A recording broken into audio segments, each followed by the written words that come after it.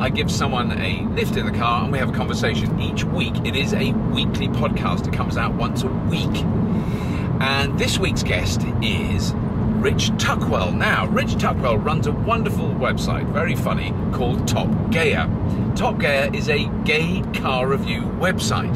He does a lot of internet TV as well, and he writes for lots of gay magazines. And I really wanted to find out which cars really are gay, and I thought he was a pretty good person to ask. So please welcome in the passenger seat for this week's Carpool, Mr. Rich Tuckwell.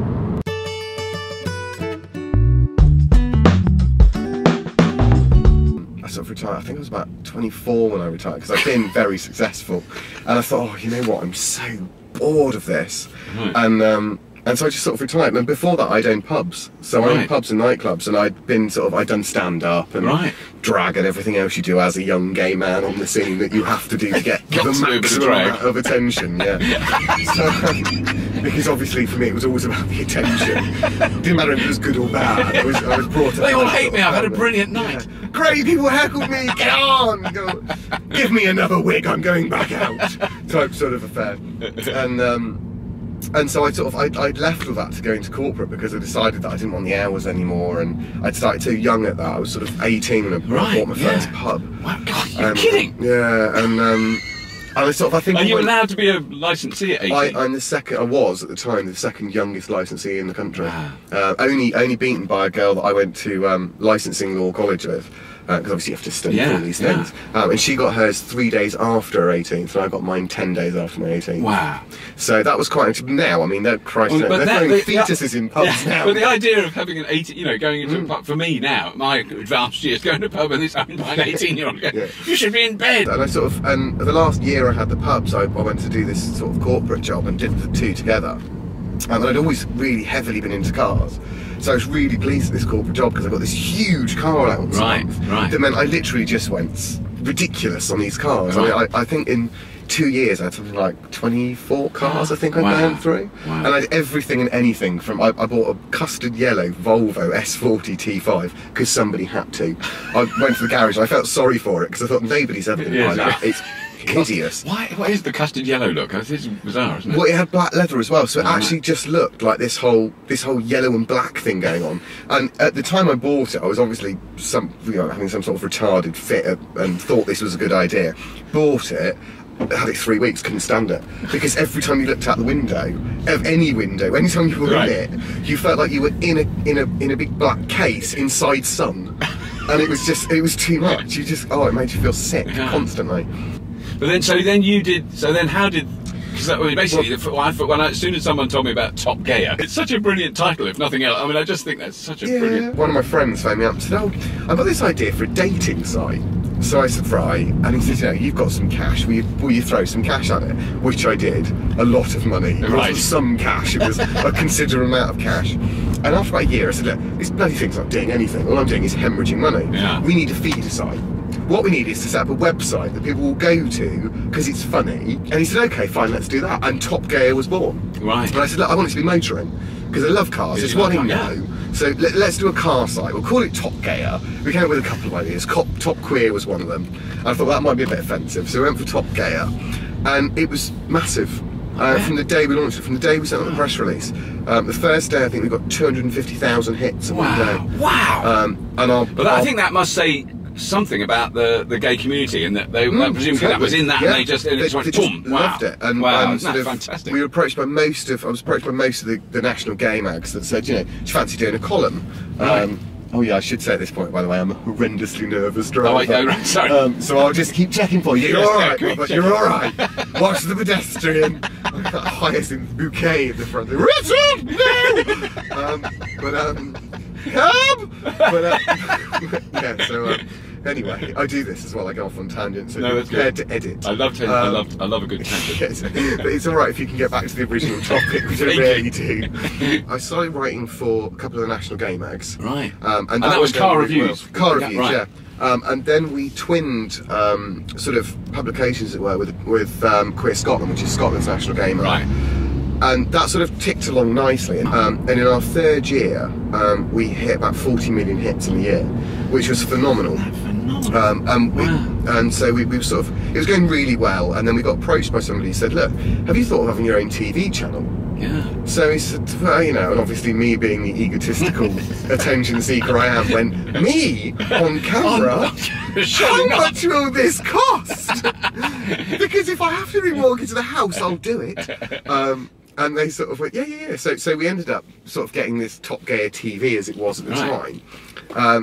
And it was IPTV, it was all brand new, it was brilliant. And there's sort of, things were going along, there was so much interest in it, and then sort of the TV channel had about 175,000 viewers a day at one point. It's dropped now because we've changed things around and there's different ways of getting to it, and see it different places. But on average we get about 75,000 viewers a day on the TV channel, which is, you know, fantastic. And then the company that owns that, company called GDB, that's based in Brighton, which is now our other offices in Brighton, we sort of went into business with them on a partnership basis and set up Very Tiny TV, which is now our television network. So we're the first company to IPTV stream the BBC. So we stream all of the stuff you'd find on Freeview, and then channels like us, like Top Gear, and smaller channels, production companies that couldn't possibly afford to go on Sky, and there's no space on Virgin. So we're giving them. I was at the IPTV World, and I got some freak, absolute freak, start screaming, abusing me, going, "You're that bastard that's disseminating the media!" And so I turned to my friend and said, "What the hell does dissemination mean?" I've just been accused. Oh, I'm doing that, because I get a fair few things screamed at me in the street. Normally not so friendly. It's normally, "You that queer off the tail, ain't you?" I see you. That's so Cheltenham. And we get a fair few death threats into the office from I think from some form of, you know, classic car group or something like that. Well, yeah, because that's the. I mean, that's what I found. Also, the switch that you know, the fact that Top Gear is about as quintessentially heterosexual. But I mean, the thing is that I always question it because they're so determined to reinforce their heterosexuality, and that always makes me think, oh yeah. Well, they featured us. We were actually featured on Top Gear, and we're now on. If you download their podcast for season 7, I think it is, we're actually on that because it got so much interest. I bet. And the night that went out, we got over 1 million hits. Just from them mentioning us, so you know, hats off. Thanks very much for what they did for us. They then proceeded to spend the entire season making out that Richard Hammond was the editor, because I used to have a blog on there. I used to have this like bio that was just fatal, because it's like, oh, I live in the Cotswolds, I drive a Range Rover, I have a white dog, a white German Shepherd, it's all rather lovely. And they sort of say, well, it's Richard Hammond because he lives in the Cotswolds. He's got a Range Rover, or he's got a 4x4 of some variety, and he's got a dog, so it must be him. So they proceeded to spend the entire season with copies of Gay Times that I was featured, that I was writing columns in, sort of being dropped out, and sort of like, oh, these teeth whitening jokes and gay jokes and things like that. I sort of thought, you know, it was all much flattery if they'd mentioned our name every time they'd done it, because it would have been fantastic, but they didn't. And there was this running joke. If you'd watched that one episode, what they'd done, you understood the rest. Right, I see, because I know I must have missed that. I wasn't aware of that. The other thing is that so many people, when I traded in an R32 for a Prius, which, you know, somebody's got to. Yeah, somebody's got to. And I was the person that made that. But the highly heterosexual engineers that I was working with on Scrappy said, you know, their term of use is it's such a gay car. And I thought, no, I bet more gay men drive R32s than drive Priuses. Yeah. I mean, the whole gay thing is about it's about performance, even though they'll never ever drive it. I apologise to anybody watching, maybe gay, because you can make homophobic statements. I do tend to find that whenever I do anything like this, I do get a rash of hate mail and death threats shortly after. The odd stalker, which is not that bad really. Yeah, I mean, it's everyone is a good stalker. But yeah, I mean, it's all about performance, it's all about brand. And the problem is, when I got into this, I wanted to disprove that theory. I wanted to prove that not all gay men, and not all the gay community, lesbians especially, are the stereotype they're portrayed to be. I would love desperately to meet a lesbian that doesn't drive a 4x4, and I'd love desperately to meet a gay man that doesn't have a small convertible. Because, and I think, what's wrong with you people? But is it quite hard they're quite hard to find? The ones I meet, Perhaps I'm going to the wrong places. I mean, I've had amazing sort of a constant growth of views, but it isn't like an explosion, because there isn't, in a sense, a community that I can then go, you know, if there was oppressed 50-year-old straight men who are a bit miserable. 2 children, degree, loveless marriage. You know, that was... There is. That's Top Gear. Exactly. That is what or it is. Piston Heads. Oh no. That's depressed 50-year-old men in loveless marriages that want big exhausts. Yes. That's Piston Heads. I shouldn't say that because they again have been very kind to us, and I do like Piston Heads. I do read their site quite a lot. So now, just describe for the carpoolers the car that you were in when I met you. Currently, a 4.2 litre V8 S5 Audi, which is rather lovely. So a vehicle that's actually obsessed with the environment. Yeah, it's amazing. You can see the trees wilt as you floor it past them. Obviously at national speed limits because Top Gear does not enforce speeding or reckless driving at all. However, you can get it sideways on a corner if you try really hard, even though it's quattro. Don't listen to that. You see, your Audi would make still. Oh, my Audi would be going. Whoa, I'm just sat here. Listen to me roar. I plan to pull away in a moment. Feel the size of my penis. And it's just like, whereas this is just like, yeah, I don't need to shout about it, do I? I'll just sit here nice and quiet. Like. I like the idea that a Prius is actually a Scouser. Yeah, it's like a that. Slightly camp Scouser. Yeah. Fuck, calm down. Like, I use no fuel. I'm so clever. The camp. Yes, the camp. Is this the gayest village in England? Well, do you know what? I used to think that it was all army here. When I first moved here, people used to say, I live in the camp. And I used to think, oh, you must either be gay or in the military. And then I realised it's this really quaint little village. And it's just like, and he has, oh, sorry, that way. Oh, we go that way? Yeah, oh, we're back towards camp. Yeah. Go camp, Rob, go camp. All right, carpoolers, we are going through camp. We're going through camp, it's everything lovely. You just have to bear with us for a minute. We'll be back to normal very soon. There's an IKEA, who would have thought? The Swedish candle giant. A manufacturer of beige furniture. Oh God. Does IKEA have, we're going off so many tangents, does IKEA have the same disastrously negative effect on a homosexual relationship as it does on a heterosexual one? Yes, yeah. You can go in to buy a teapot, come out with a bookshelf screaming at each other. We no longer go. Right, you can't, I can't go. And it's actually not the two of us. Right. It's I'm Mr. Angry. Right. In 90% of life, I'm Mr. Angry. I'm one of these people that I know my legal rights just because I thought I should know them. Because it's always important to know what you're saying is actually true. But I'm Mr. Angry, so of course in IKEA, when you put Mr. Angry and my boyfriend Mr. Passive Aggressive, right. And don't you fucking show me up. Don't you show me up, alright? Just ignore it, please. Don't get angry. In IKEA, with gazillions of other people all going, oh, I got to have that candle dryer, because they're bristle. I got to have that candle now, it's the last one. And I need that Billy bookshelf. My God, if I don't get that Billy bookshelf. And you just think, oh, get out the way. Get out the way. And then you think, a store the size of IKEA, they've got 17 million checkouts, but they only ever open 3 of them at the same time, because then you wouldn't have to queue for 3 hours. But while you queue, you might buy a pack of nightlights. Yeah, or that poxy tea towels that you buy, you wash one dish and they disintegrate, and you're like, who thought of disposable tea towels like that? I love those now. I mean, those names are funny. And they are. They're all sort of beyond satire, really. Well, you see, I always think that they sound like gay porn stars. Yeah. You know, and you just think, you know, long schmig. Yeah, and the schlongen picker. Yes. And you think, what is a schlongen picker? And it turns out to be a pair of tongs for sausages. And you think, well, I suppose if I thought about it laterally and in Swedish, I would have probably come up with that. Schlongen picker. The schlongen picker. Trying to work out which way do we go. We go over there, and then do you take a left down the hill? Yeah, and then that's past the Doggers site. We just driven past one. Well, yeah, because you're in the Cotswolds, aren't you? You know, you live I don't know that there's dogging, you see. I'm so... And then down this I live in such a little world of my own. But that is the heterosexual world, dogging. I know. And it's I should know all about this. I had a friend of mine over the other night. He's straight, him and his partner. And they told me his 67-year-old dad's really into dogging. And he's forever up there. Isn't it? Yeah, and you think, ooh, did I need to know that? See, Saab, but that's because it's a 9000. Right. He's trying to get that home before it explodes. Because all 9000s were on a strict 10-year time limit. Right. So that was obviously made in August because it's a P-Reg.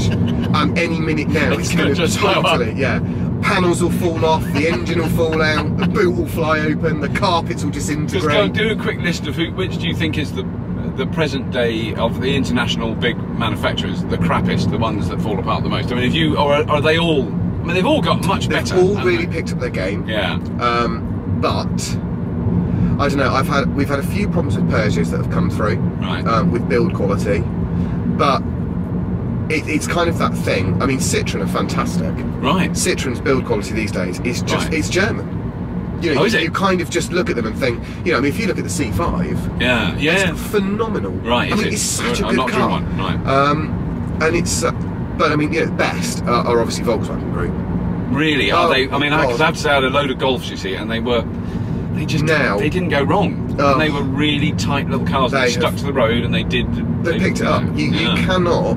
You can't. I mean, Audi especially. I mean, obviously the whole brand is exact same. I mean, we just had the Seat Exio through, which is basically a 2004 Audi A4, but with a different badge on it. Right. And it's identical. Right. You get it because we had one, and you know, we as our own car. And all the controls are identical. It's identical. It's just like being sat in an A4 in 2004. Right. But it's just. You get in any of that group manufacturers' cars, and they are solid. Yeah. They work. They don't break. Yeah. Obviously, bar the R8, which bursts into flames every now and then, but that's because they've put a Lamborghini in an Audi body and they forgot what Lamborghinis do. Yeah. So, you know, if you drive it as you're meant to drive it, it will probably burst into flames and incinerate you and your family. But it probably looked cool. Yes. You know, those last few moments. Yeah. I'd rather burn to death in a Lamborghini than I would, say, a Kia Soul. Which actually, in my eyes, looks like a funeral pyre anyway. It looks like it's ready to be pushed out into the lake. Well, isn't there's still some cars every now and then they're eye-catching. I see something. They're generally Korean, I think. Yeah. They're that made. Yeah. That I just think, God, that is. Well, when the Seed someone smudged the drawing when they were doing it. You know. I mean, when the Seed first came out, I just couldn't get over what a beautiful-looking car it was. The Seed Coupe, not the 5-door. Right. And it just looked like a much better, sportier, pleasant version of an Astra. Right. But to drive, it's fantastic. Right. And the 2-litre diesel, my God, you just can't fault it. Right. You do 70 miles to the gallon. Wow. Absolutely brilliant economy. Wow. But you have to put up with the fact that it's very plasticky inside. Yeah. But then if you've paid 11 grand for a car, what are you expecting? Yes, yeah. You know? And I think the problem is now, it's not who makes the worst built cars. Yeah. It's what the general public, their expectation. Yes. You know, because they'll go and buy a brand new Peugeot and complain it's a bit plasticky. Right. Right. We'll go and buy a BMW or an Audi of the same ilk. Pay 10 grand more, and then you'll get rubber composite dashboards, and you'll get plastics that don't feel plasticky. Yeah. You know, I mean, Toyota, I think, have done really well. Yeah. They essentially all plastic, everything in here, isn't it? But it doesn't feel cheap. No. And this is the same console that's in the Auris, which when I drove that, I hated. Right. Because you've got this giant, great plastic waterfall effect console with the gears together. It's horrible. They've kind of, in this, it looks good. Yeah, it's better. It is better. That was nice. That big builder's arse looking at me. Oh, God, at least trim or plait it for fuck's sake. If you're going to have arse hair that long, put some beads in it. Make it a feature. Throw in some raffia. Okay. That's my friend's beauticians over there. Beautyology. Oh, really? If you want a wax or a shave, pop in and see Jazz. She's amazing, bless her. The old sack back and crack. Yeah. You never know, you might need it done. Oh, well, thankfully, that's all taken care of by nature. Obviously, that is the one benefit with being a gay. Genetically, we're modified not to grow hair where we shouldn't. And our pubic hair doesn't get any longer than a grade 2. So it's, it's useful. Well, I do remember the first time I felt like that was when I really hit the peak of heterosexuality. I was walking along with my child in a pushchair through Sydney, just before the Mardi Gras, and there was a big beautician place there with a lot of lovely boys standing outside who were all very friendly. Yeah, of course. And there was this huge sign. The whole window was gone because it was just one sign: sack back crack, $20 or something, special offer. Oh my God. And I didn't know but the truth was, I didn't know what that meant. And I asked the guys, I said, I don't know what does that mean? I've never seen that before. Did you have it done though? No, I've never had it done. I should have it done. Have you never been waxed? I'm back. Isn't it the most painful experience of your life? I screamed like a screaming. Yeah, everybody only has it done once.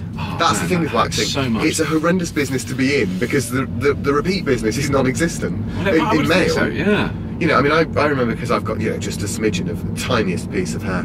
I'm now looking at everyone in a convertible Audi to see if they're gay. No, he's not. TT's fairly.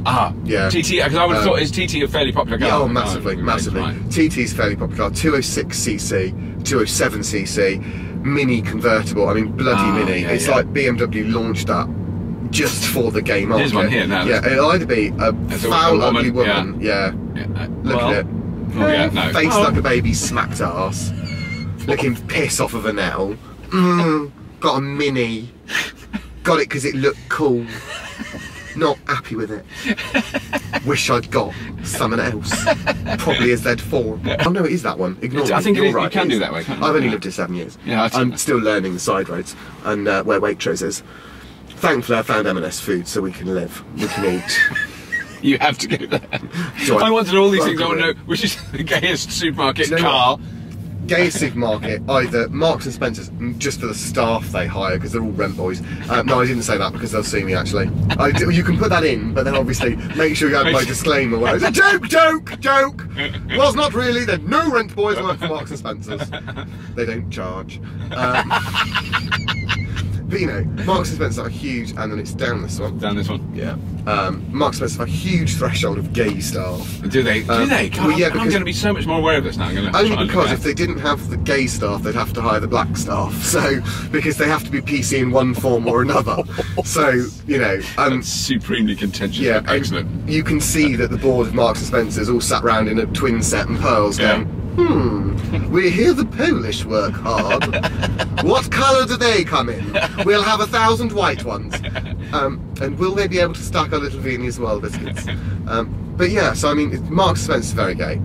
Waitrose is very gay. Waitrose, I'm sort of aware, even with my broken gaydar. Yeah, that was so bloody gay. I can tell that is, yeah. I mean, you go in there on a Saturday morning, it's like a pride festival, and they're all wandering around with their eyes on their cheeks, looking a state because they've been out the night before and the copious amounts of drugs and alcohol. They're not 100% who they are, what they are, but they just know they need down there. That's it.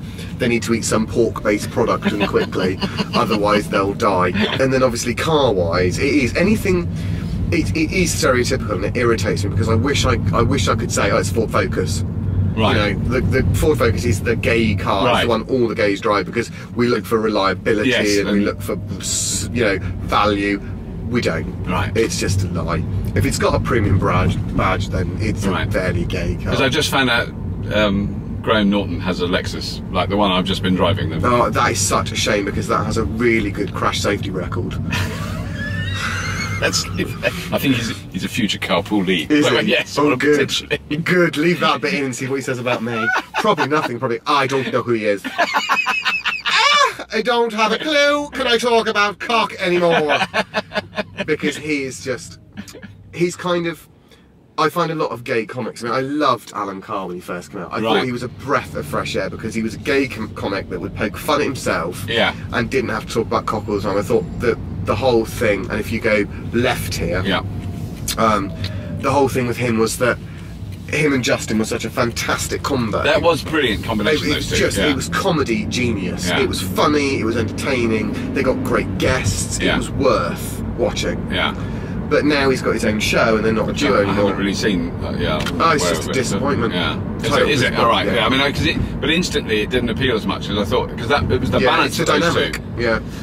I just really well. I don't find him nearly as funny now on his own. I mean, his DVD on his own as a stand-up is fantastic. Yeah, I'm sure. Yeah. But with a guest, he just seems a bit simpering, and he's now extra gay, and it's all cock, and let me touch your tits. And I don't like that. I think as a whole, it gives a terrible impression of the gay community. Well, it just means it just reinforces that thing. Stereotypically, exactly. Oh, that was brilliant. Thank you so much. Real good fun. Really good fun. Glad we've Woohoo! Right. Honours that was a cup of tea. I'll have a cup of tea, it'd be very nice.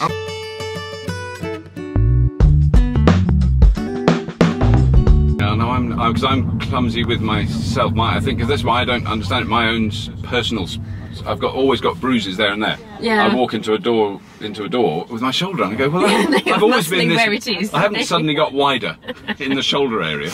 No, I find it very annoying that door handles are exactly level with you don't bash your hips? Where your hips are in front. There's this bit of your hip called the anterior superior iliac spine, which is the sticking out bit on the front. Oh, I'm glad you know what it's called. Of course you would know what it's called. Being an anatomist. Yes. And it is just level with door handles, and I'm always hitting them.